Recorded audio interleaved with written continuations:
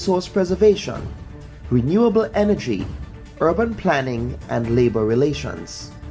My government's program to transform Grenada will provide a balanced and integrated approach to sustainable development, consistent with my government's thrust for a sustainable, equitable, and prosperous Grenada for all. Sustained increases in energy prices.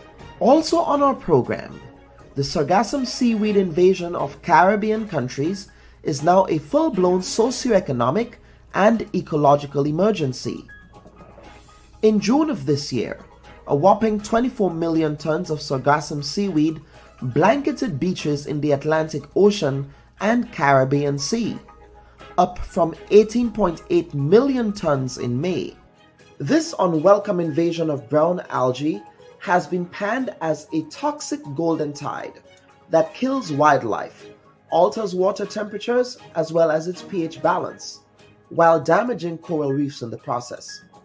In late July, Guadeloupe issued a public health alert, warning some coastal communities about the high levels of oxygen sulfide emanating from rotting clumps of seaweed, which can affect people's respiratory health.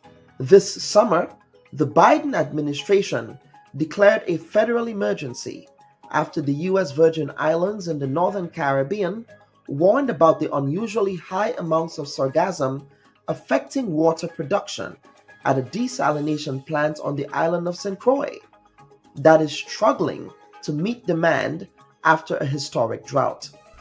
We take an in-depth look at the Sargassum seaweed crisis in Grenada and the Caribbean, as well as measures environmentalists, public health experts, and other partners are taking to mitigate against its harmful impacts.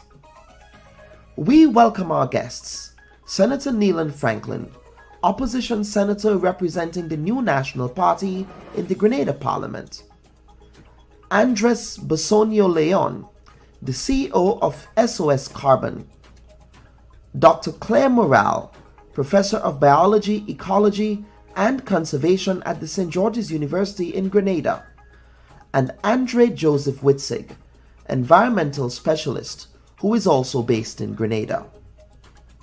We thank you for joining us.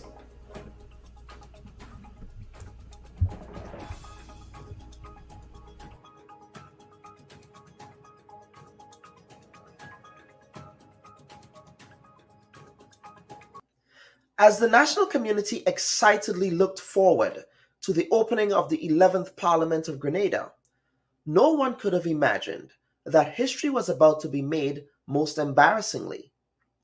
The glaring breach of protocol in the official printed program for the event reflected poorly on someone's knowledge of basic civics and left many questions to be answered beyond the Clerk of Parliament taking full responsibility for this blunder.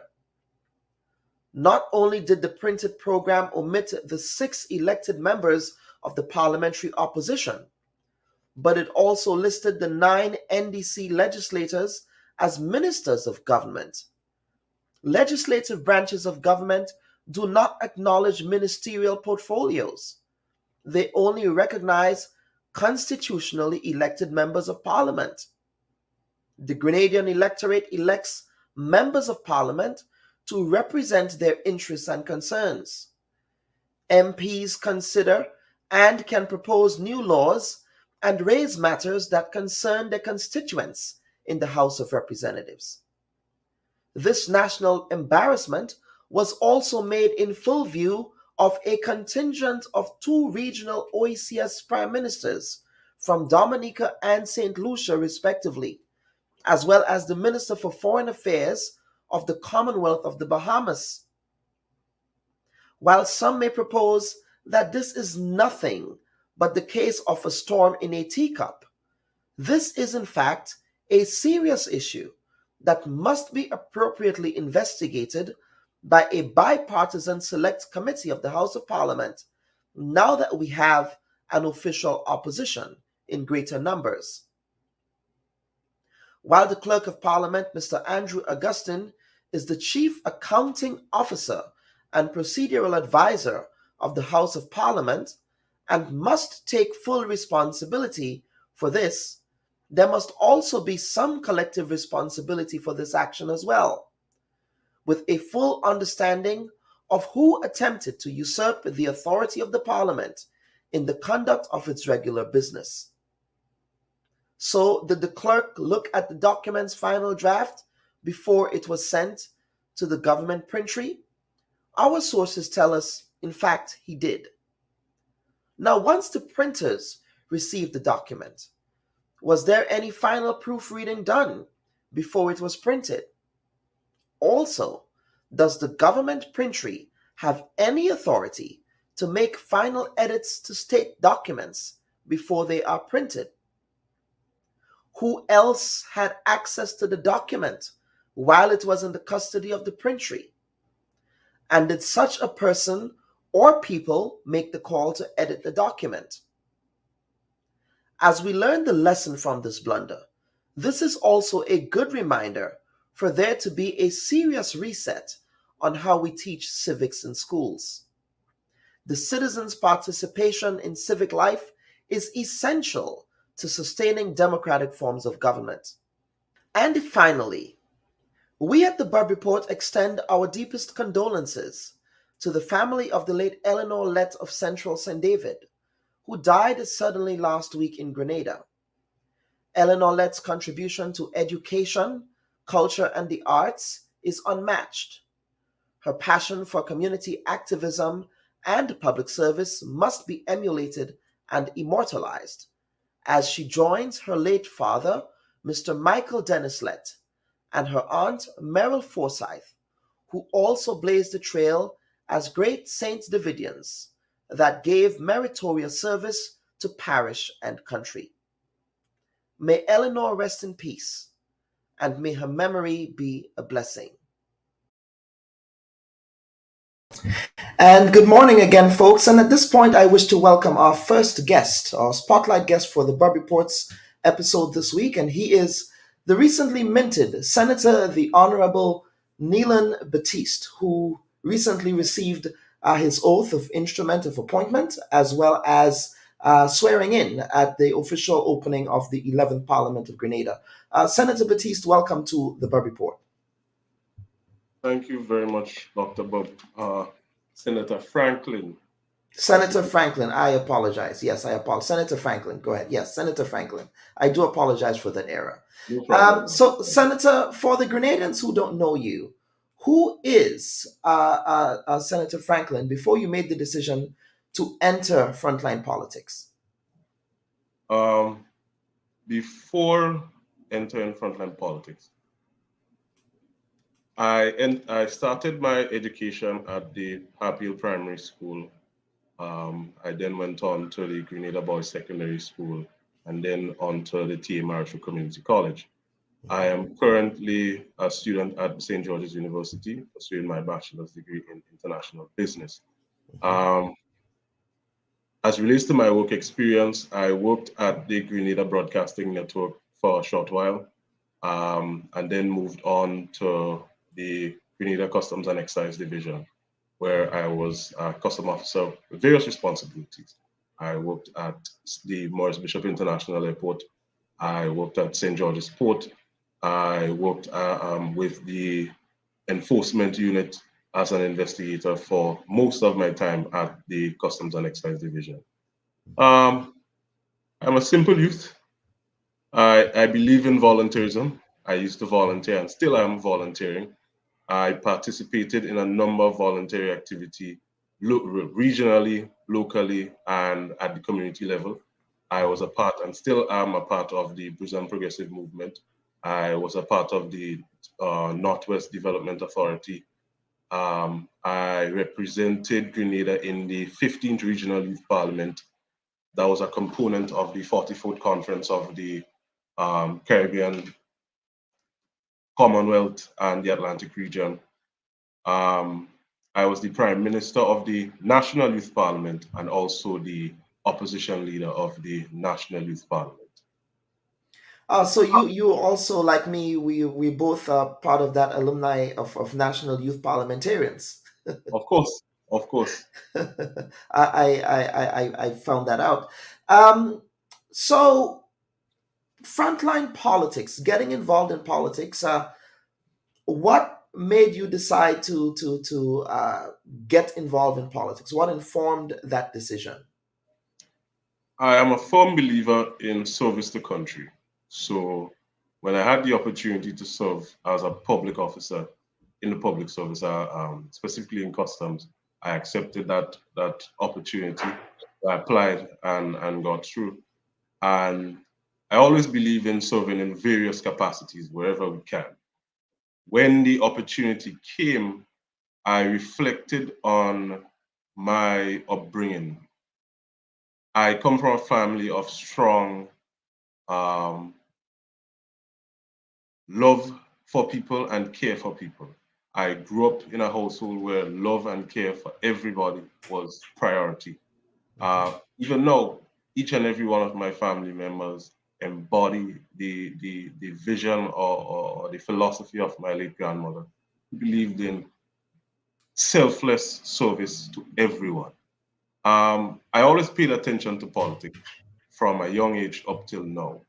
That is why I got involved in the National Youth Parliament. That is why I got involved in volunteerism generally. Um, when I went to Trinidad in 2019, I met some dynamic young people across the region, and I realized that we don't see much of our young people throwing themselves out to serve the way we see it happening in the other countries in the Caribbean, specifically so in frontline politics. Um, I've always paid attention to party politics, um, service through the various parties, and made a decision as to which would have been best suited for me and what I believe in. I believe in equity. I believe in helping those who cannot help themselves, giving them an opportunity to build themselves and a start. I myself came from humble beginnings. I know what it is to not have anything. I know what it is to be given an opportunity and making the best of that opportunity. So I believe that young people like myself need to be involved and need to get on board to ensure that Grenada is developed in a sustainable way and a way that will benefit all of us. Why the new National Party and not the National Democratic Congress? Interesting question. Um, Generally speaking, I believe in the philosophies and the ideologies of the new national party. That again, you give people the opportunity who don't have the opportunity. You provide an avenue for those who, based on circumstances, would not have had that opportunity. And the new national party, in my view, embodies the principles or the values of equity. You help those who do not have. You help those who who are willing to develop themselves. Um, and also, my family generally have been from generation to generation supporters of the new national party, and I believe that the new national party have in the past and still now given a platform to young people and have allowed young people to serve in various capacities from its inception to now. So, would you say that your, by virtue of your family's history with the party, and I would be asking a second part to that question as well, by virtue of your family's history with the party, that probably also played a role? And the second part of that question is, what relationship do you have with Dr. Mitchell, who is also the member of parliament for your constituency? Well, Dr. Mitchell has been around for a long time. I have seen a lot of his service in the constituency and nationally, regionally, and internationally. I look up to Dr. Mitchell as a politician. I think he's a model politician and he has a lot to offer. Um, my family, yes, is supporters of the new national party, and their reasons for supporting the new national party is because of the opportunities that the new national party have given not to me or my family, but to Grenada generally, especially the young people of Grenada. Okay. Now, earlier you articulated your participation in the youth parliament. How would you say the youth parliament prepared you to get involved in politics? When I started in the National Youth Parliament, I have to say I was very shy. I did not really want to be upfront or take on the responsibilities that the other national youth parliamentarians were giving me. I remember when we had to vote for the prime minister and the opposition leader, I I nominated somebody else, and everybody else, even the person I nominated, voted for me to be the prime minister. And that kind of broke me out of my comfort zone. It helped me to understand that a lot of us young people tend to shy away from opportunities to serve. And when we're given that opportunity, we need to accept and we need to put our best foot forward. Um, the experience at the National Youth Parliament kind of opened my eyes to the various legislations, the process in which bills become law, the functions of the houses of parliament, the distinction between the legislative arm and the executive arm of government. It opened my eyes to a lot of different things. Now, you represent the youthful demographic in Grenada, Senator. How would you say your politics is different from what has always been an offer from both parties, including the new National Party? Um, I think what we have seen in Grenada for years now, for a number of years, even now, the young people believe in inclusion, and I also believe in inclusion. And when we're given that opportunity to be included in the process, we all should contribute. Um, what I intend to bring is a different perspective to everything that I can bring a different perspective to give my advice, my professional advice where I can, and be objective as much as possible. I believe in unity, and no one person could develop Grenada. The politics of the new National Party under the leadership of Dr. Mitchell has been that of inclusion for a long time. We have seen a number of young people enter and grow through the party and have been given opportunities to serve at different capacities. And I think it is necessary for us, for myself, to build on that. In the parliament, I have given my commitment to not oppose for opposing sake. I don't think it's constructive. I believe, again, there must be some level of unity, and that is what I intend. Now, your party came in for a bruising in the last elections. Uh, if you were to offer advice on the party's way forward, advice that is, on the party's way forward, what advice would that be? Continue on the path of inclusion. That would be my simple advice. Mhm. Okay, but I'm trying to understand if you were to let's say be involved. I'm not sure if you were, but if you were to be part of a post-mortem conversation as to why the new National Party lost the election, certainly I would like to have your political leader on the Bubb Report, but he does not accept my invitations when that happens. But that's besides the point at this point. If you were to be given an opportunity to offer a post-mortem of where the party went wrong and what the party can do to correct those wrongs for the next election, what advice would you give the party? Um, I don't consider myself to be a political analyst to analyze the science as it relates to why the party lost the election. Mhm. But as it relates to going forward, I do believe that inclusion must continue. That process of allowing young people to have a voice and a place at the table when it comes to decision making and the the, the overhaul, so to speak, of the party. Mhm. So you do believe that the party is inclusive and that it allows diversity of voices to be Yes, heard. Of course, and we've seen that for a number of years. For the past 2 decades, we've seen that in the introduction of the Honorable Emlyn Pay, former Senator Scott, Devon Rashe, myself, Judd Kenneth. We've seen a number of young people pass through the New National Party, have served, and are continuing to serve. Absolutely.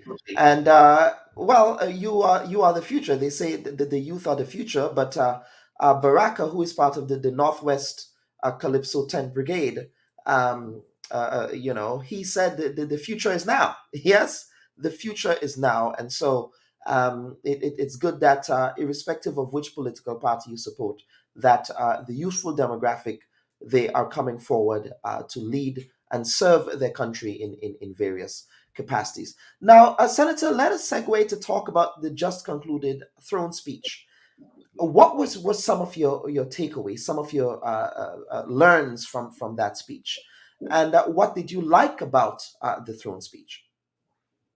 Two things stood out to me from the throne speech. The current administration has, in essence, given its commitment to ensuring that fisheries and fishing continues to be an important part of economic development or economic activity in the country. And I, for one, I come from a family of generations through which fishing has been a major part of their earning. My grandfather was a fisherman. One of my uncles was an avid fisherman, and I saw how that trade impacted their family, my family. One of that said uncle, he carried the nickname Shark for a very long time up until his passing. And I saw how dedicated he was.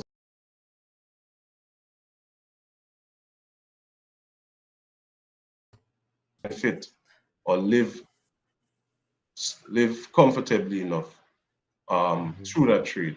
It was not much so that we or his family could acquire lands and houses and cars, but it was an important part of ensuring that his children was able to get an education and so on. So I liked seeing that like the previous administration, this administration is giving its commitment to ensure that fisheries and the fishing industry, the blue economy generally, will play an important role in economic activity and economic growth. Also, the issue of climate change.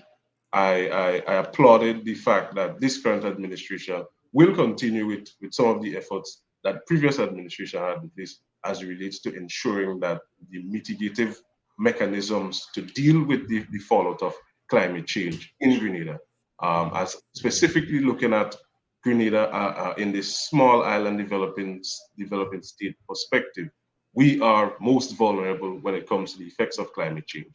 And we also need to contribute and do our best in terms of securing the environment for ourselves as young people and the young people to come in the future. And one of the things pointed out was the commitment to ensure that the carbon footprint of Grenada is lowered or continues to remain. So I applaud that. So what I hear you saying here is that you're giving the administration credit for engaging in the process of continuity. Yes. Which I believe is important in governance, right? Because government, in essence, is a continuum. Yes, and it shows that the previous administration did well as it relates to ensuring the fishing industry and the mechanisms for dealing with the issue of climate change were put in place. Mm-hmm. Now, if you were, and this is also a question on the throne speech. What did you want to see included in the throne speech that perhaps was not included in the speech? I think the issue of the constant rise in cost of living could have been addressed more, so to speak. There was mention of moving from the traditional uses of crude oil and so on into renewable energies. But I thought there could have been more explicit policy indication as it relates to dealing with the continuing rise in cost of goods locally as it relates to the ripple effect internationally, and I did not see that. I think that was important to point out. Also, I think it was a missed opportunity to call for unity at this point, now that the election is over. I think it is important that all of us, as supporters of various political organizations, understand that in order for Grenada to grow, or Grenada to realize its fullest potential, there must be a call for unity amongst all of us.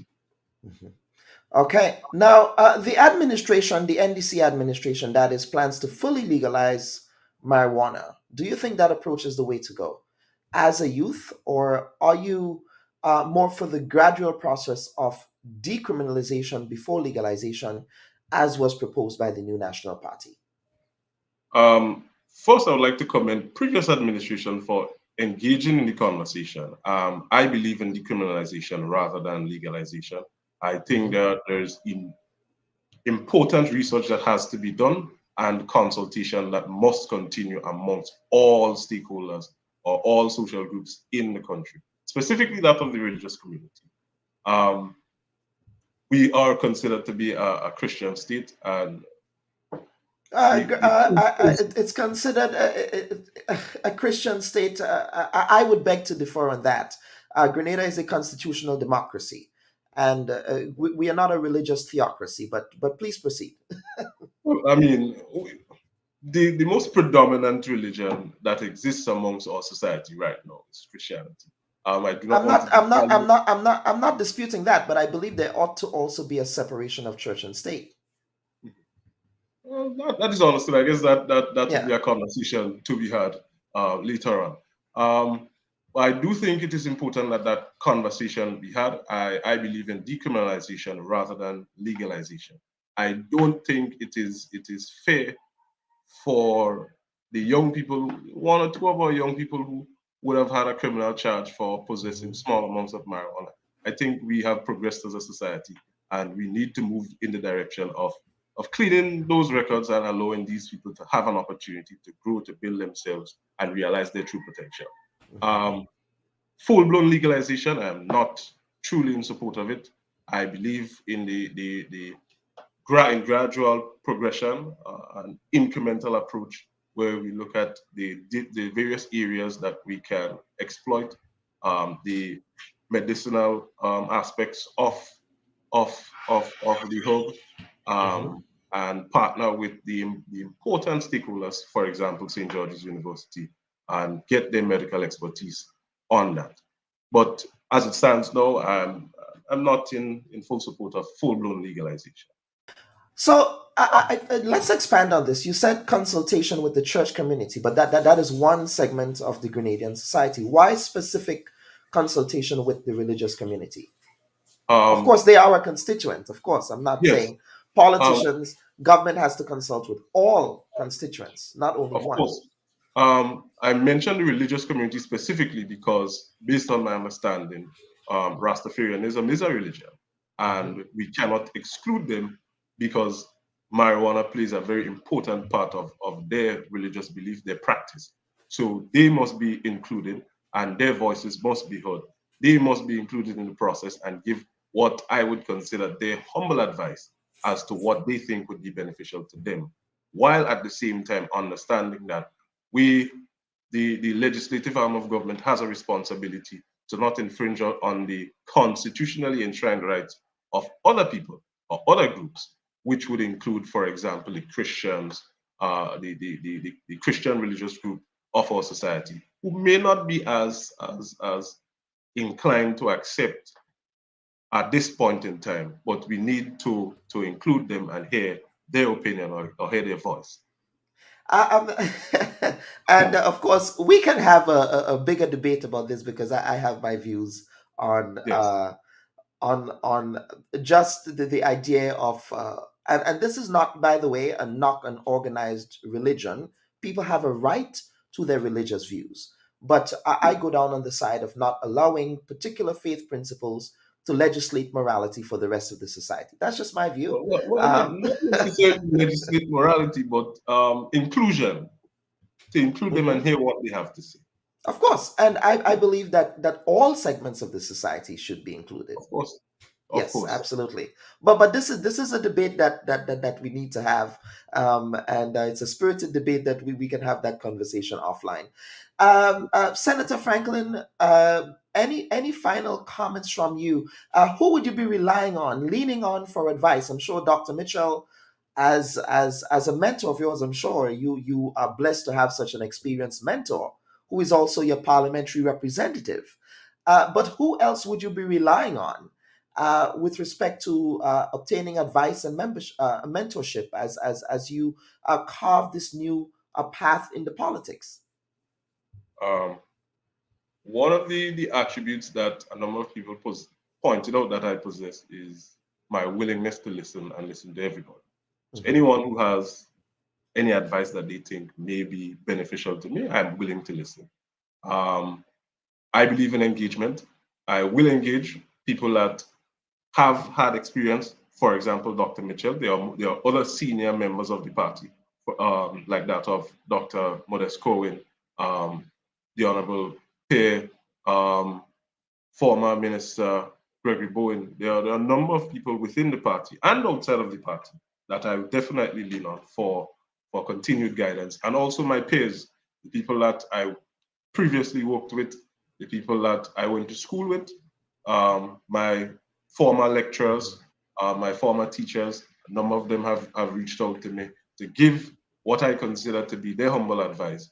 And I will continue to listen as much as possible. Okay, absolutely. And I'm sure your former teachers at the Grenada Boys Secondary School are proud of your accomplishments. Of course, well, of course. And I'm proud that they are proud. I'm happy that they feel proud of my accomplishments thus far. Thus far, and that's operative word. Any final comments from you, Senator Franklin, before we get to the next segment? I would like to thank you for this opportunity to be on the Bubb Report. It's my first time, and I do commit to returning anytime I'm invited and given the opportunity to do so. And I would like to give the commitment to the Grenadians generally that I will put my best foot forward and engage where I have to engage, listen where I have to listen, and not oppose for opposing's sake, so to speak. All right. Well, as you've given your commitment to appear, not dodge the Bubb Report as some have done, including your member of parliament there in St. George's Northwest, Dr. Mitchell. So the next time you see Dr. Mitchell, let him know the invitation is still open for him to come on the program. We would be firm but fair with him. All right. Thanks again.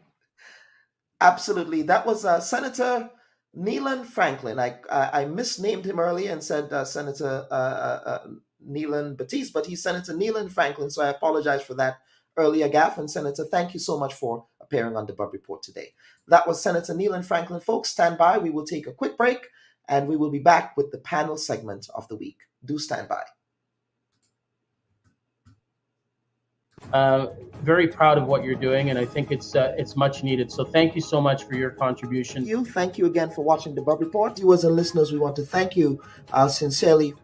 Ashley, thank you so very much. Senator Chester Humphrey, welcome to the Bubb Report. Mr. Mitchell, welcome to the program.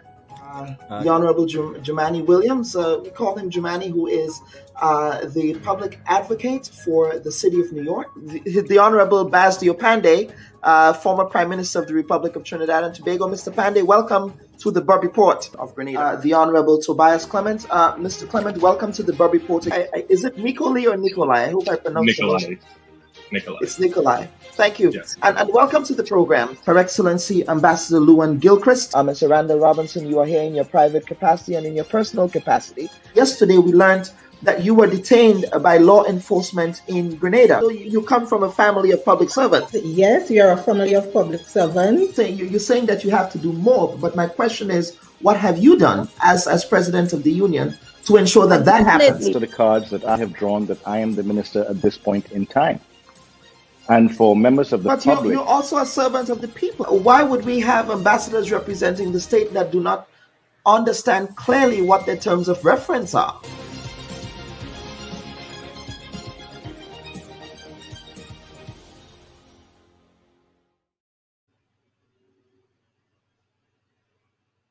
And folks, welcome back to the Bubb Report. As a reminder, the next segment of the program comes to you compliments S.A. Johnson Funeral Home. They are a Caribbean family-owned funeral service. They offer a full range of funeral services at affordable prices in the city of New York and can be reached on 347-777-9797. S.A. Johnson Funeral Home, because you deserve to be treated with dignity. Now, for the next segment, we'll be talking about the Sargassum seaweed crisis that is now enveloping the Eastern Caribbean. The Sargasso Sea is a vast patch of ocean named for a group of free-floating seaweed called Sargassum. While there are many different types of algae found floating in the ocean all around the world, the Sargasso Sea is unique in that it harbors species of sargassum that are holopelagic. This means that the algae not only freely floats around the ocean, but it reproduces vegetatively on the high seas. Other seaweeds reproduce and begin life on the ocean floor. Now, sargassum provides a home to an amazing variety of marine species. Turtles use sargassum mats as nurseries where hatchlings have food and shelter. Sargassum also provides an essential habitat for shrimp, crab, fish, and other marine species that have adapted specifically to this floating algae. The Sargasso Sea is also a spawning site for threatened and endangered eels, as well as white marling. Shark and dolphin fish, humpback whales annually migrate through the Sargasso Sea. Commercial fish such as tuna and birds also migrate through the Sargasso Sea and depend on it for food. According to the strongest hypothesis, climate change is behind the spread and uncontrolled growth of sargassum. For years, various scientific studies have warned of how changes in the ocean currents due to the melting of the poles and glaciers, as well as the excessive ocean fertilization, are making this an increasingly common phenomenon.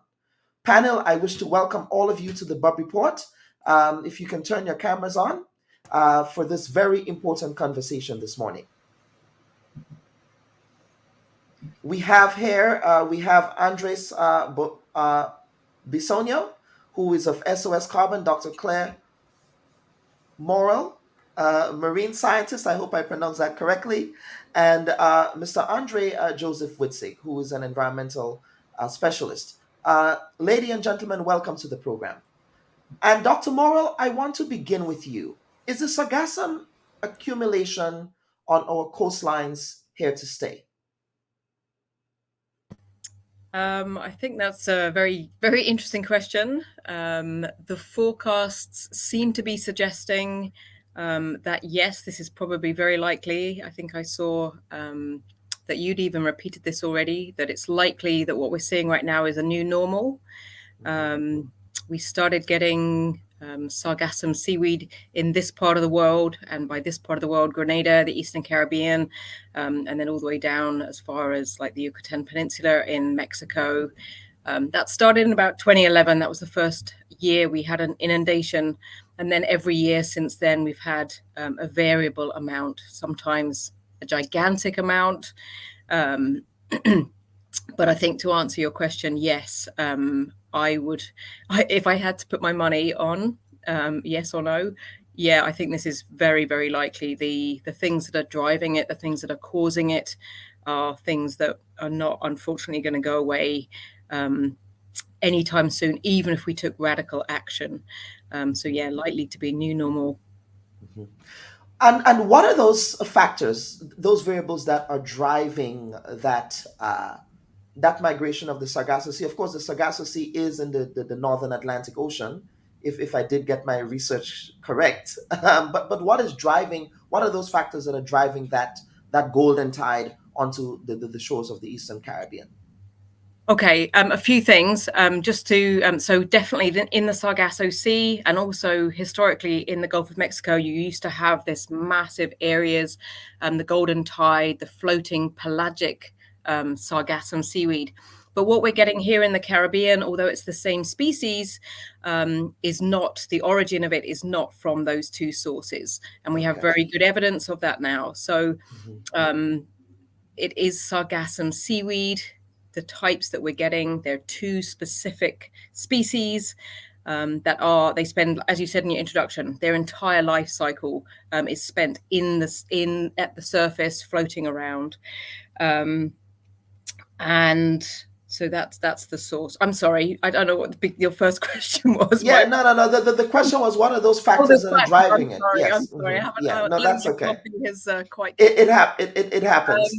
So really, I hope I'm not out of date with my my literature research, but from a few years ago, the three prevailing factors that were attributed to what we were seeing. The first one is an increased level of nutrients in seawater.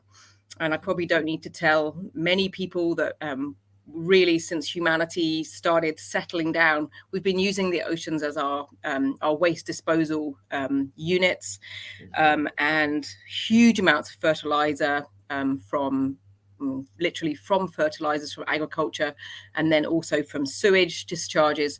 They've elevated the levels of nutrients. And if we could look at that very simply, just like the nitrogen and phosphorus content, it's more complex than that. But those two, and just in the same way that if you fertilize your garden with those things, it's going to grow more prolifically. Exactly the same happens in the ocean. So we've increased the levels of nutrients over the last probably 150, 200 years. So that's playing in very much. So that's one factor. The second one is that as a result of climate change, sea surface temperatures are warmer than they have been historically. And again, our gardens grow much quicker during the warmest time of the year, particularly when it's been raining and we've got that. That's not a limiting factor. So elevated sea surface temperatures. And by elevated, we really only need to look at almost 1/4 degree centigrade or 1/2 degree centigrade can accelerate the growth rates of many things, including the Sargassum seaweed. Mm-hmm. And then the last factor is that, again, going back to it's a climate change issue, but you've got very adjusted wind shear patterns over the surface of the ocean.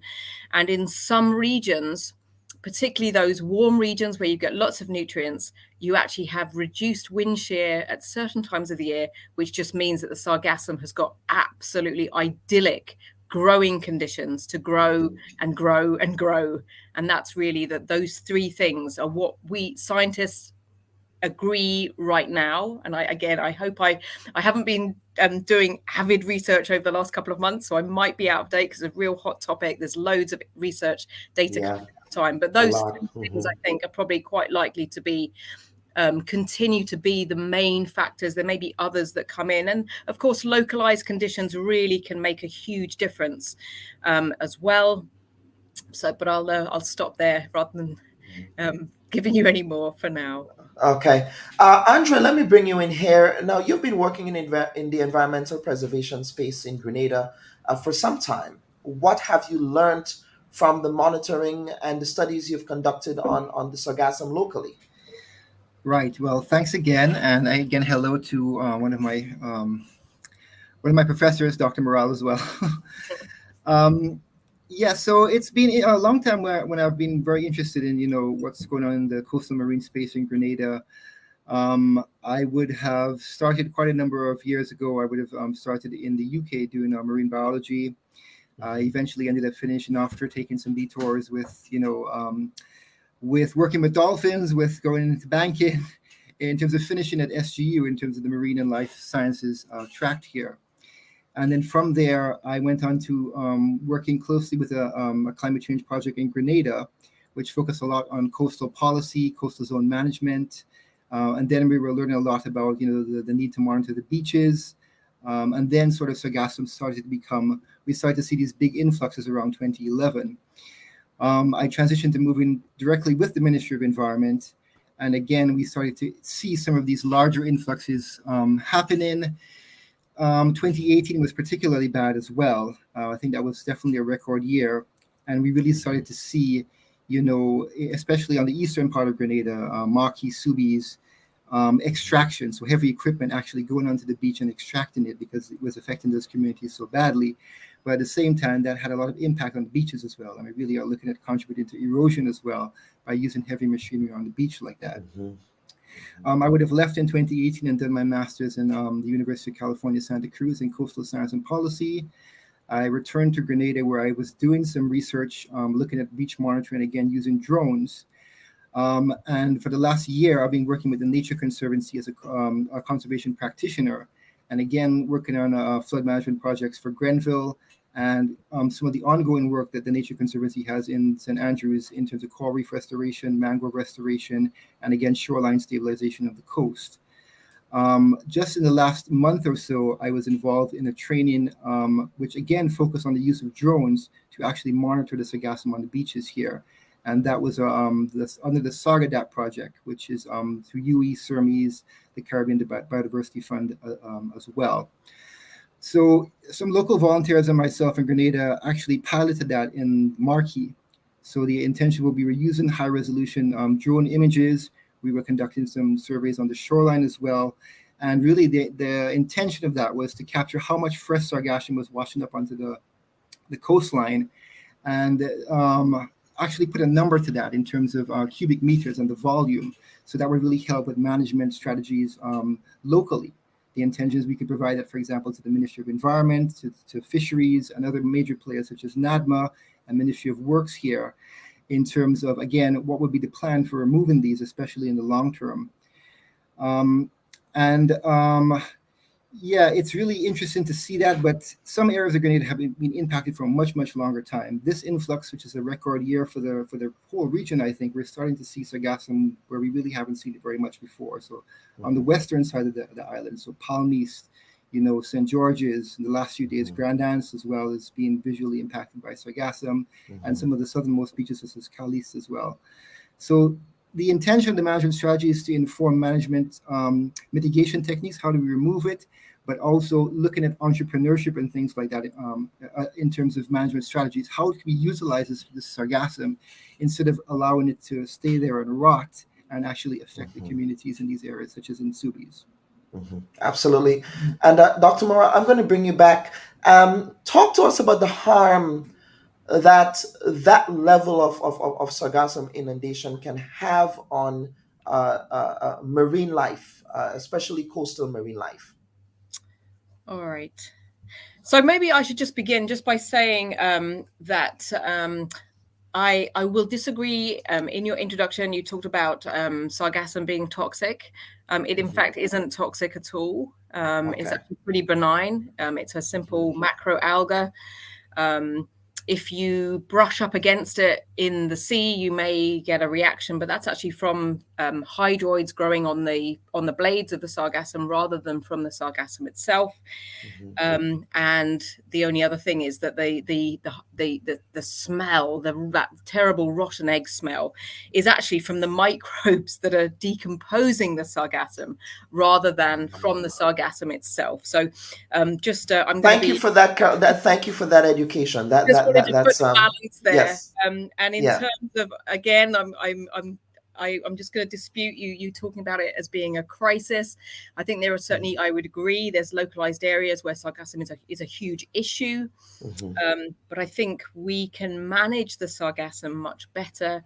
And it's not necessarily the case, I believe, that we need to consider it to be a crisis. So those two things just to start with. But in terms of the wildlife, really there's some pros and cons, like there are for most things. So I work a lot with Ocean Spirits. I'm the president of Ocean Spirits, the turtle conservation sort of conservation research education group here in Grenada, and I've been doing that for many years. So from the turtle perspective, the adult turtles, when there's huge inundations of sargassum on the beach, they're hauling themselves up the beach to lay their eggs. And if they have a big sort of barrier of sargassum, it just makes it more energetically costly for them to clamber over that. And if anyone's had the privilege of seeing turtles coming up, these organisms spend like nearly every single day of their life swimming beautifully supported in the ocean.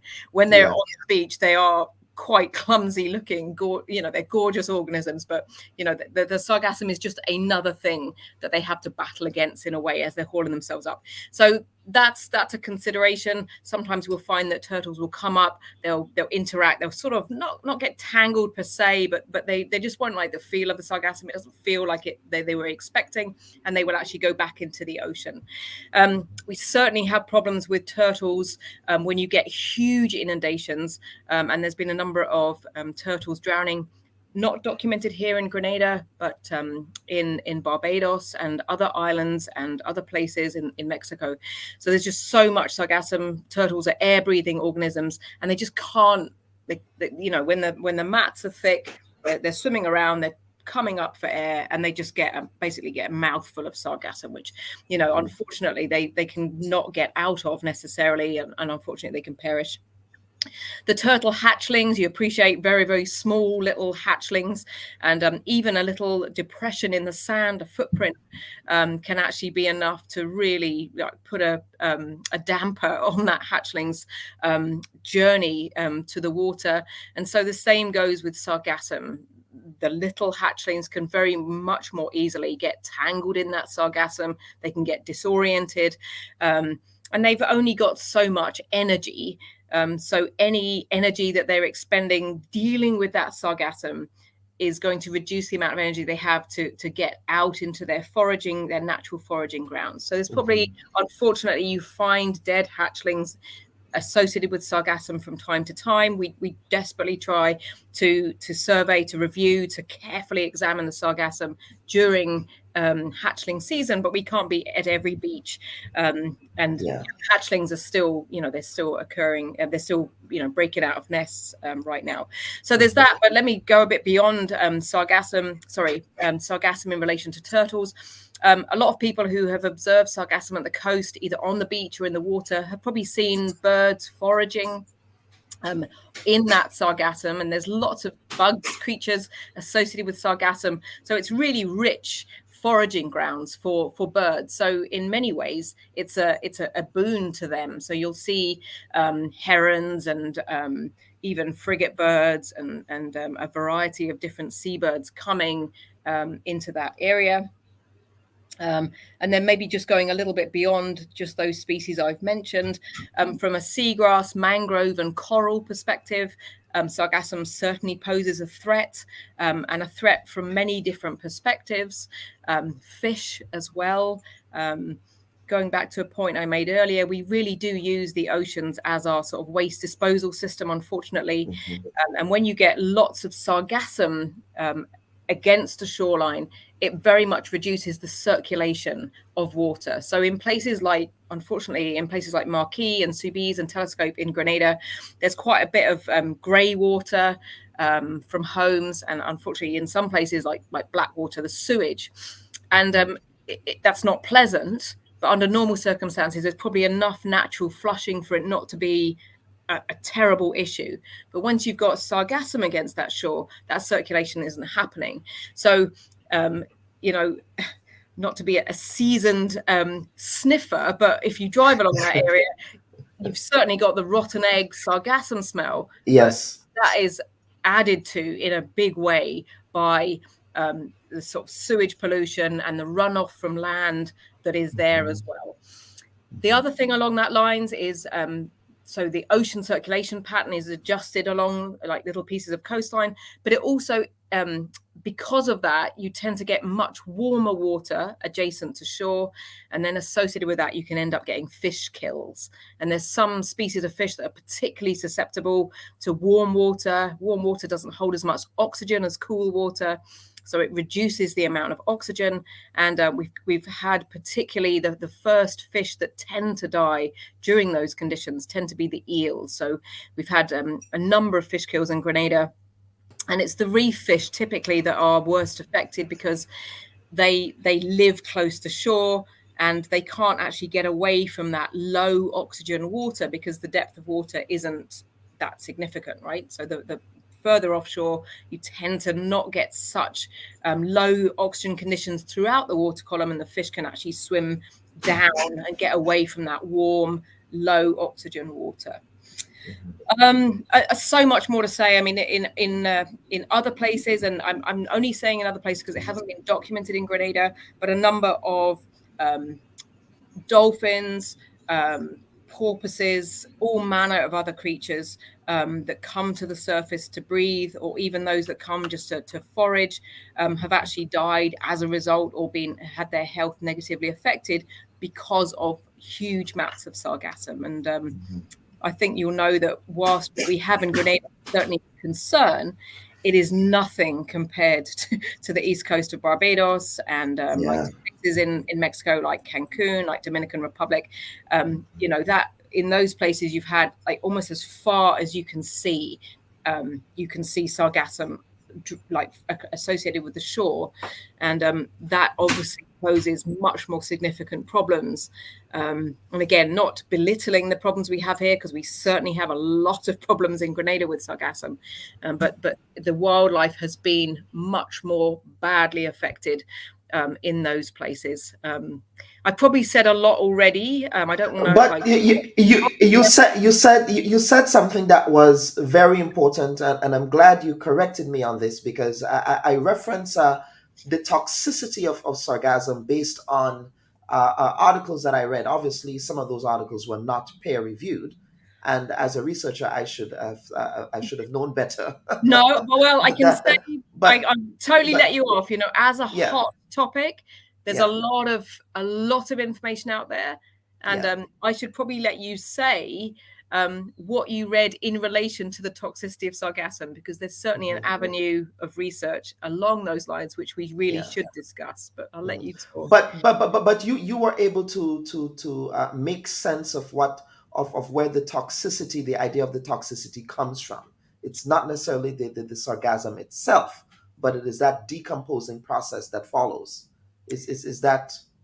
Yes. Does that make sense? Yes. That is correct. The only other thing, though, that I will mention right now is a lot of people, as I think you probably already alluded to, are trying to work out what to do with sargassum, and it's a huge amount of biomass. And wouldn't it be wonderful if we can turn it from being a problem to being a boon for the local economies?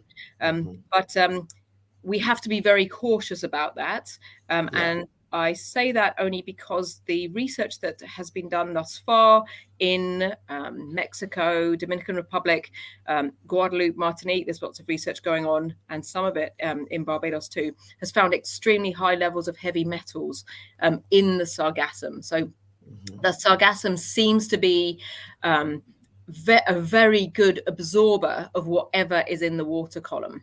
And unfortunately, again, we've put loads of our rubbish into the ocean, and there are many places in the world where there are much higher levels of heavy metals, including arsenic and iron and lead in the water column. And the sargassum is unfortunately a very good concentrator of those heavy metals. So in terms of using sargassum, and some of the things that really spring to mind and seem like a very, very good idea, to use it for feed for animals, maybe use it for fertilizer. That may well be something that can be developed, but we need to have a very heavy dose of caution when we're doing that, that we don't, solve one problem and create another one. Yeah. Absolutely. And let me bring in the third panelist here, Andres Bisogno. I hope I'm pronouncing your name correctly. If I'm not, please correct me. But Claire really preempted the contribution you will be making to the program today by talking about the opportunities that are available with such a significant inundation. Claire just talked about your home country of the Dominican Republic and what sargassum is doing there. So talk to us about SOS Carbon, and talk to us about how you are hoping to turn this crisis into possible opportunities. Awesome. First of all, thank you for having us and having such an important panel for this and the possible issues, these seaweed invasions, not only for the past decade, but as we foresee them growing over time, will keep causing, creating problems to the many areas that we just cover, in the environmental space, coastal marine ecosystem, but also in tourism and possibly human health and other aspects as well. SOS Carbon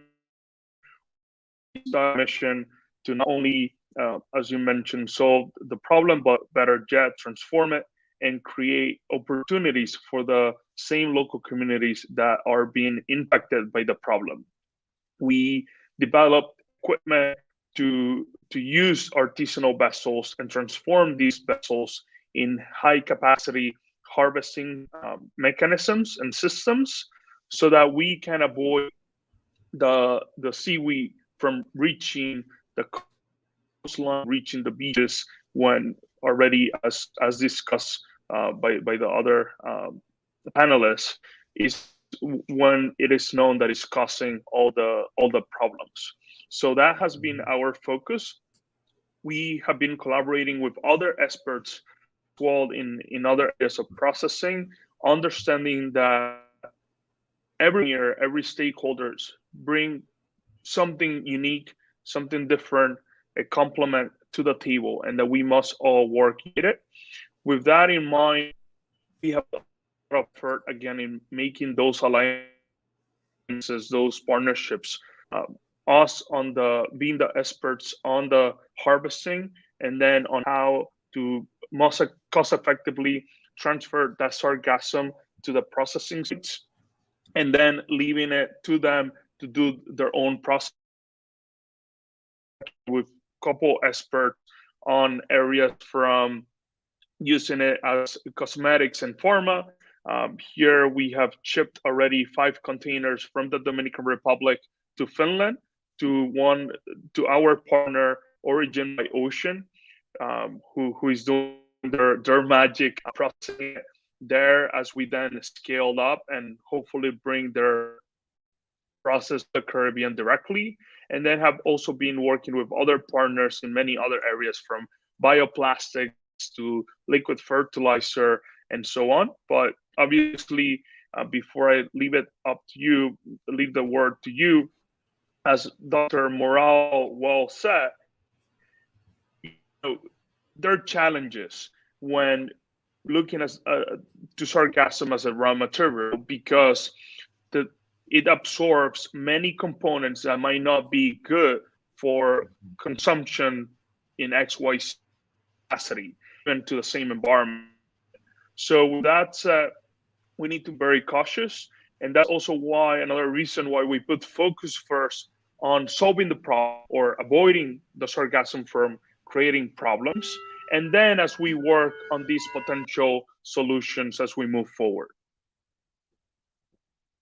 Absolutely. Dr. Morale, I actually, Andre, I want to bring you back here. And what I want to talk about is just the impacts, the socioeconomic and environmental impacts of that sargassum inundation that you're seeing on the east coast of Grenada. Can you talk more about what you're seeing there? Yeah, I saw one of your listeners talk about some of the businesses and things in the Soubise area, for example. Yeah. And yeah, I mean, of course, you just have to drive past there, but it tends to be slightly worse, I think, right at the southern end of that bay. So you have a lot of fishermen there. Most of the fishermen who moor their boats, who go off. The sargassum is really concentrated in that area. That can actually affect them from even going out to fish. And many times that can actually get caught in their props. Sometimes when they're out in the ocean as well, but sometimes before they actually launch their boats, that is something that they have to deal with in terms of getting past that initial layer of sargassum before they can get out to the deeper waters and fish.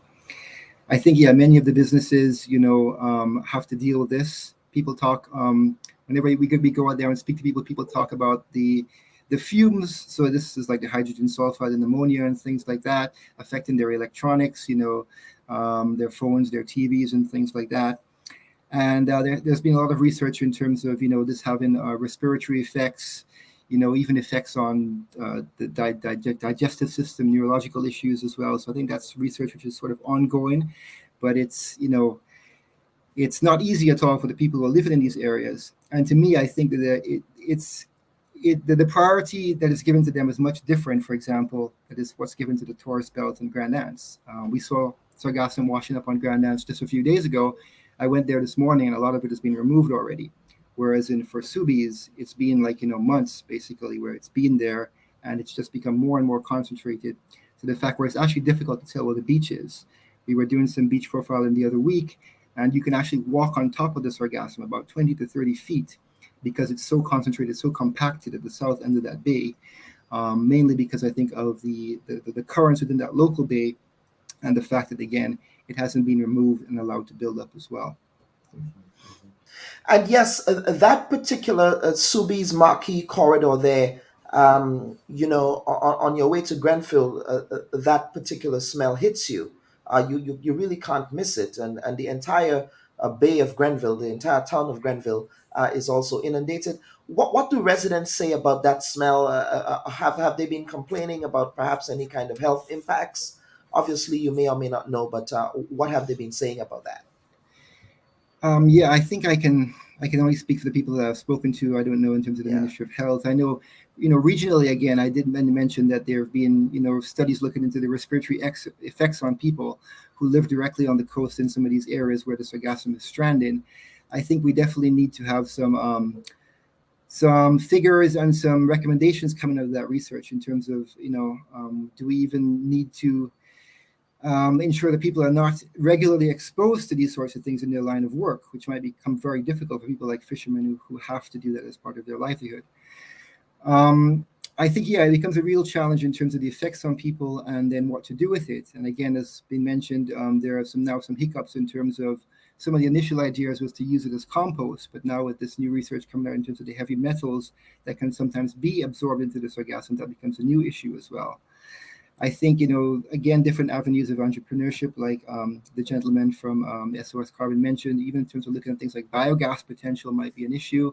I've seen some islands, I think it might be the French islands, piloting offshore barriers. So that might be really interesting as well in terms of actually preventing the Sargassum from stranding on the beaches in the first place by catching them further out into the sea. So all these things might make it much easier for the coastal communities in these areas. So Andres, I see you nodding there in terms of solutions. Can you talk about those that Andre just mentioned, and of course, what are those solutions looking like? And if we have a viewer comment here, Mr. Michael Batiste, who is a former Grenadian legislator and agriculturist. He's saying, let's talk solutions. The seaweed can be used as fertilizers and animal feed. SGU should assist in that process. So let's hear you, Andres. Yeah, thank you. So we have developed technology and systems from the Massachusetts Institute of Technology, MIT. We started the R&D process in 2018, and then after successfully development of our two core technologies, we became a formal organization to be able to help the Caribbean-wide, all the different countries and areas that are facing this huge problem. If not, we can also debate on that, but I will call it a crisis, at least from the Dominican point of view and from the countries that we are already working on, in different levels. So with that said, one of our equipment, as perhaps you can see on my background, is a hardware that mounts onto the artisanal vessels, and that allow us to convert or equip these artisanal vessels as harvesting equipment, high value harvesting equipment in the ocean before the seaweed makes landfall, being proactive about the volumes that are approaching the coastline and the beaches. And that way we do two things or accomplish two things. First of all, again, we avoid it from making landfall. And then also in an important note is that for any product to use the Sargassum as raw material, it needs to be fresh. If it is rotten or contains high levels of sand, it's impossible to be used. So after we collect it at sea is when we're able to use it as raw material. This is one of the mechanisms we have been scaling throughout the Dominican Republic, soon to be in Antigua. And again, one method that we are looking for partnerships because we believe in working together with all different stakeholders to be able to really face this problem in the best way, in the most cost-effective way, while transforming it or working in the transformation of it to change the value. Most importantly, before I let go, our mechanisms are not only thought for robustness and the lowest possible cost in both the capex and opex, because we need a sustainable operation in order to make sure this is scalable. But again, we do it with the communities in mind.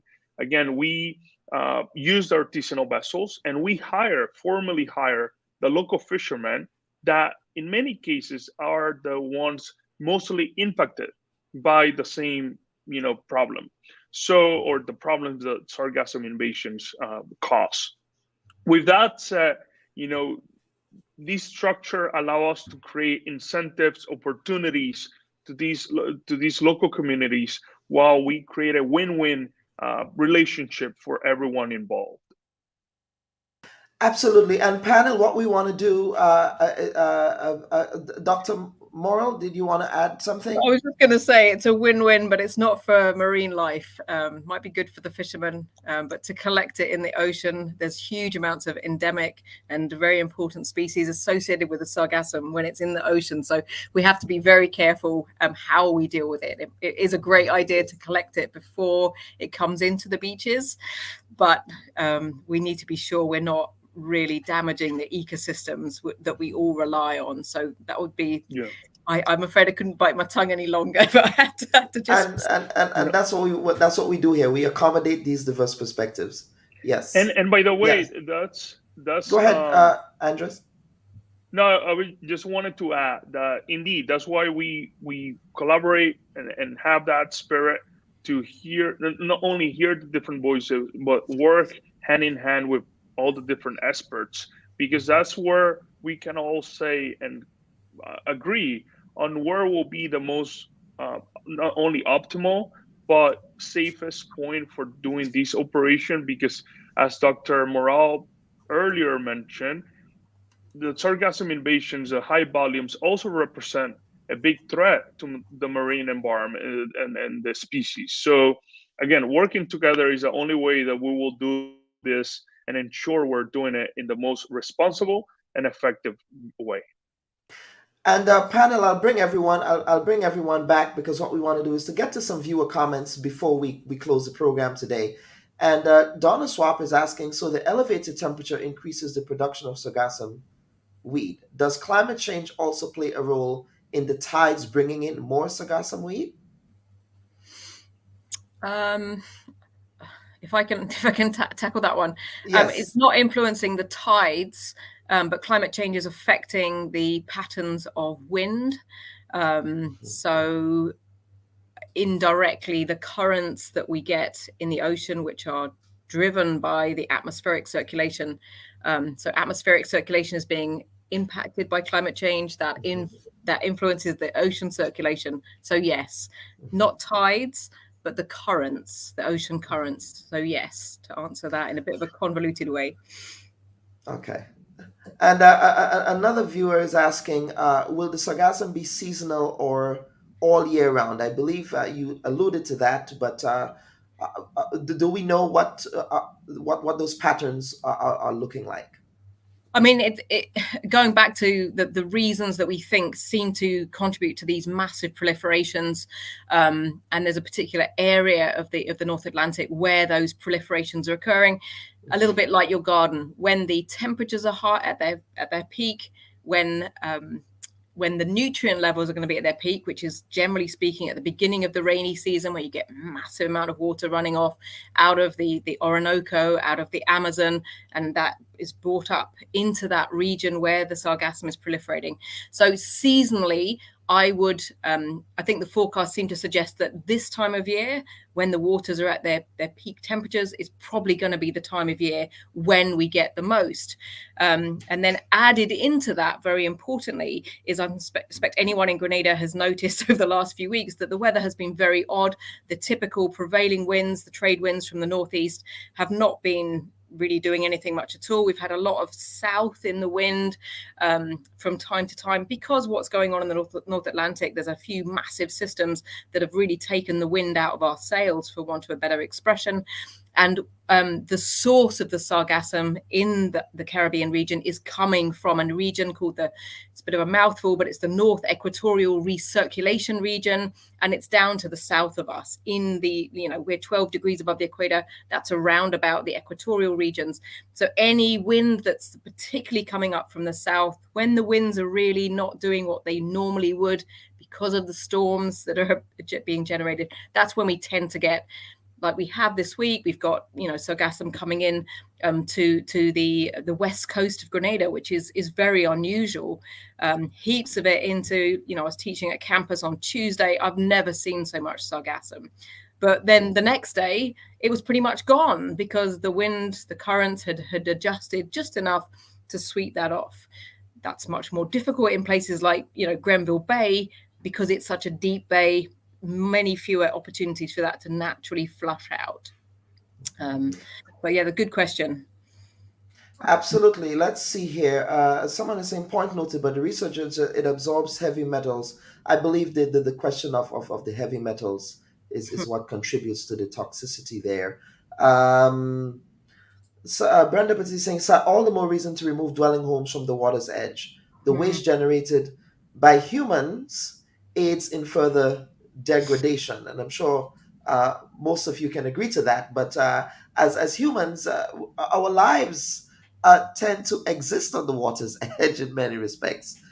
People live on the coast. You have your hotels on the coast, and so that is how we are respecting and having that proper coexistence with coastal communities, I believe, is what Dr. Morrell was making the point about. Just our wanton disregard for respecting nature, if you will. Let's see what other options. Can I just pitch in there, because I really think this is a really important point to make, and it sort of leads on, and not necessarily agreeing in relation to this, but we do love to live at the coast for sure. Yeah. But we've been taking materials off our beaches for a very long time. Historically, sand mining was very common practice.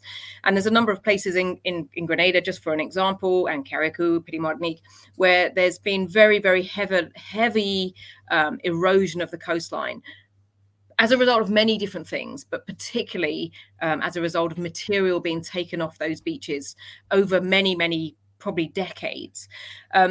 So then, paired with that, you've got people living right at the water's edge, and that has led to, and I would agree, I'll use your words, Dr. Bubb, from earlier, a bit of a crisis. I mean, if you live right next to where there's massive rafts of rotting sargassum, that smell is going to make your eyes water. It's going to make you feel nauseous.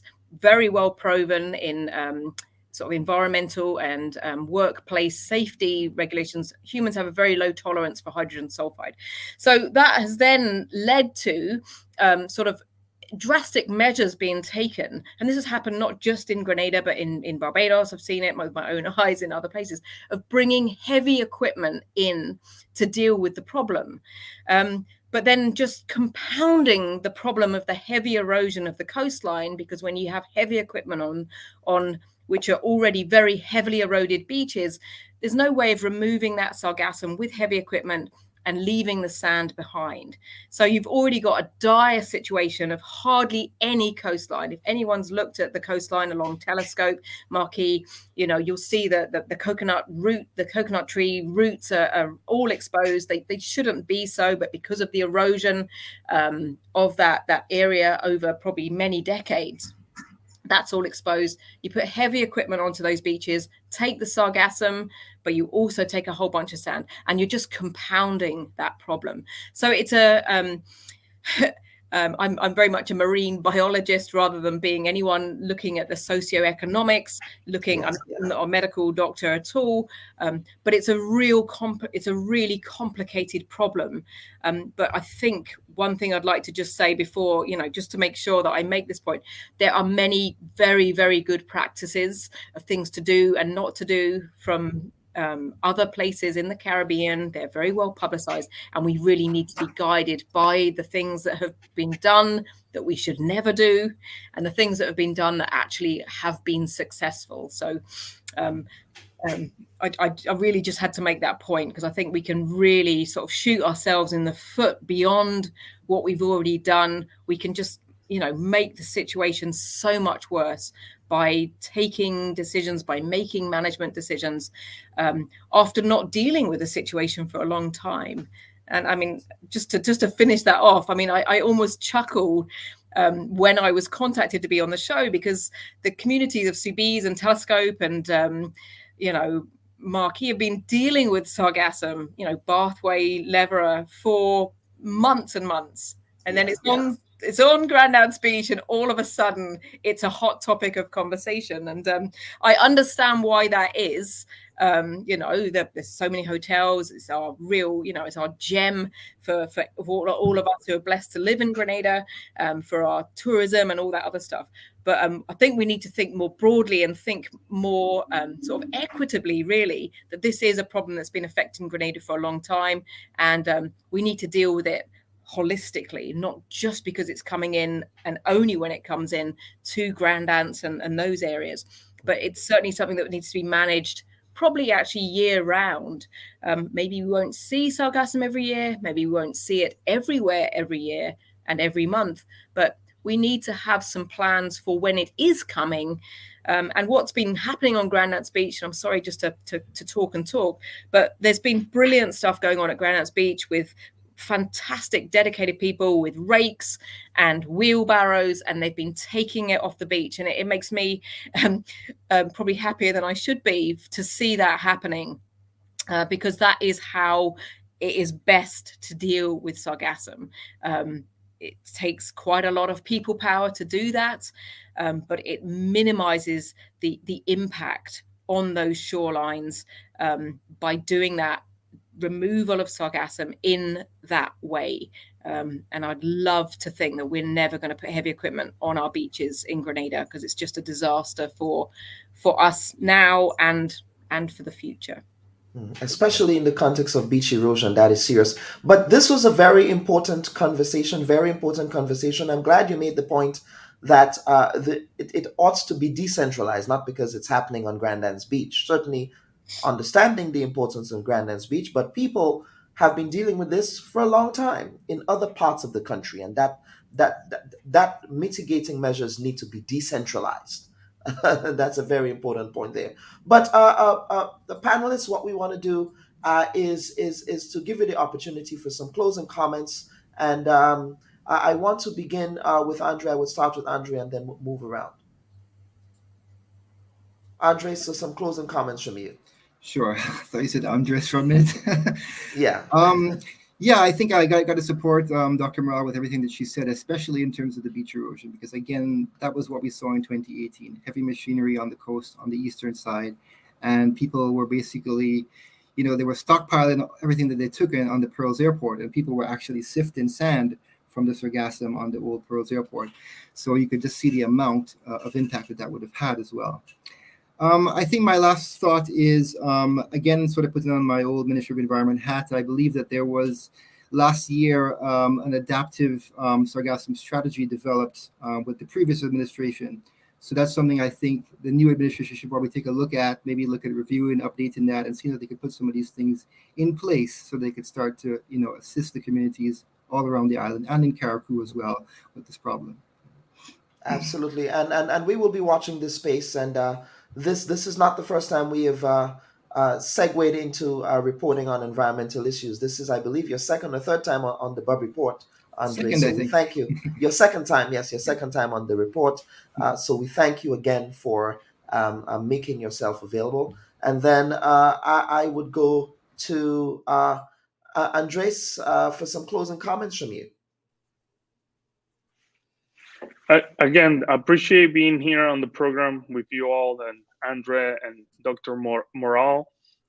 Agree that, especially on the last remarks made by Dr. Morale, that this should be something that, one, is looked year round with a thorough program, in which we understand practices that should not be employed, like heavy machinery on the beach, and also practices that have been, proven throughout other countries of the Caribbean, and that we can easily replicate in, Caribbean wide, so that we can face the problem.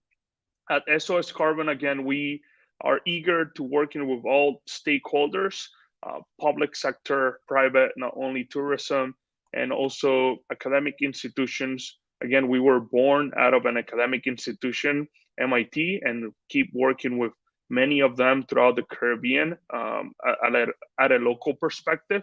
So please reach out, soscarbon.com, and that way we can keep going with the conversation. Looking forward to help, other brother and sister, nations throughout the Caribbean. Absolutely. Unity, strength in that context. And Dr. Morrill, final comments to you.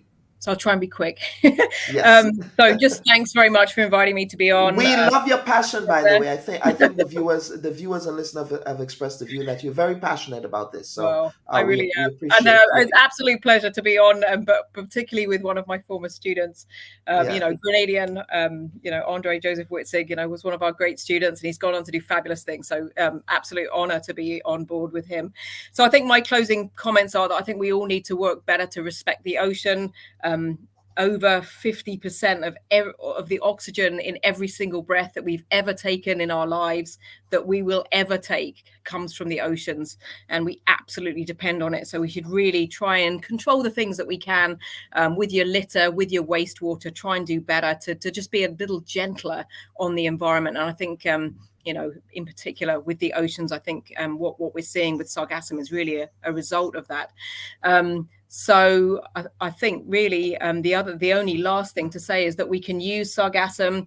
This plate was actually made. This is made of Sargassum. There's bricks being made with it, and houses have been made of Sargassum bricks in Mexico.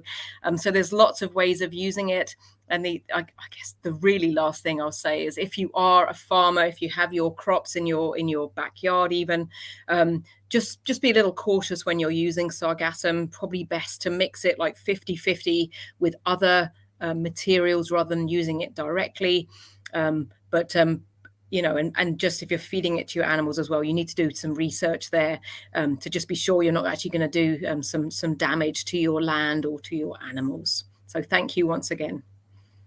Absolutely. That cautionary tale, seeing the crisis as an opportunity, but making sure that that it is being harvested and harnessed correctly. So panelists, we want to thank you for this very important conversation. Now, conversations like these might not necessarily be sexy, as they say, as news stories, but it is critical that we have those conversations, because climate change is real and it is affecting us in very harmful ways. I mean, we're seeing rivers drying up. We're seeing extended droughts. We're seeing major floods. We saw what happened in Pakistan recently, which really depressed me a lot.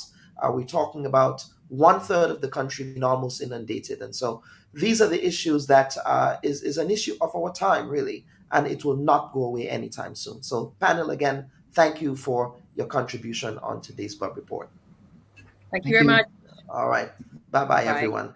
Viewers and listeners, we want to thank you for your participation on today's program. Please share this program, this week's episode, which we were having a very important conversation about the inundation of sargassum in our coastal communities. On behalf of the producers of the program, I thank all of you for participating in today's program. I'm your humble servant, Dr. Kellen Bubb. Have a safe and productive week. Bye-bye.